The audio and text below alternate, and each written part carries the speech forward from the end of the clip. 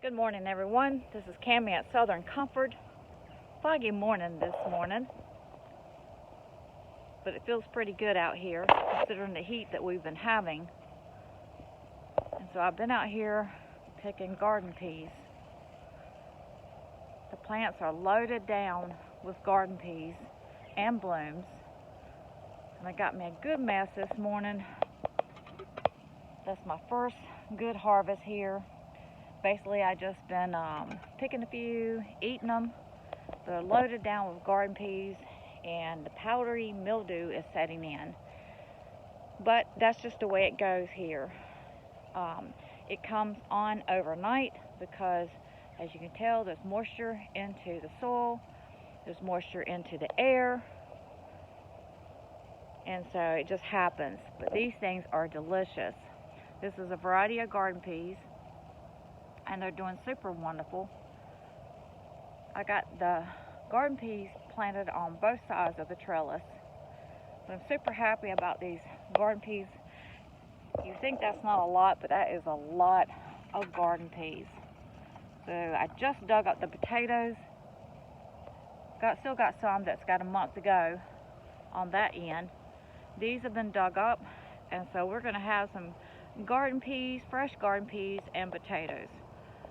I just sure hope that I get the harvest that these blooms are showing. I don't think I've ever had garden peas look as beautiful as these, and has bloomed out as much as these. You'll see a string there. I was going to tie up another one, and I didn't get to it because you see they're starting to fall over because they're so heavy with leaves and blooms and garden peas. Look at that. That is just awesome.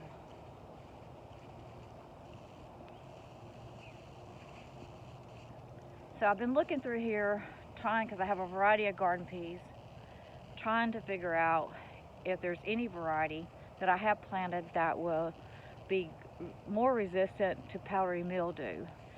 These seeds, or should I say, these plants right here are from my seeds, and it does show a little bit more resistance to powdery mildew.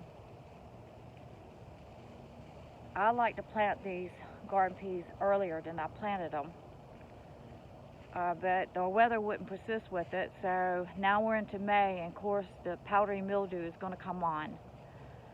I like to plant, let's see, I think I planted these February the 15th, and we're into May, and so I like to try to get these planted. I've learned in my area on the coast of North Carolina to try to get the garden peas, if possible, in the ground in January. They do a lot better when it consists of this powdery mildew.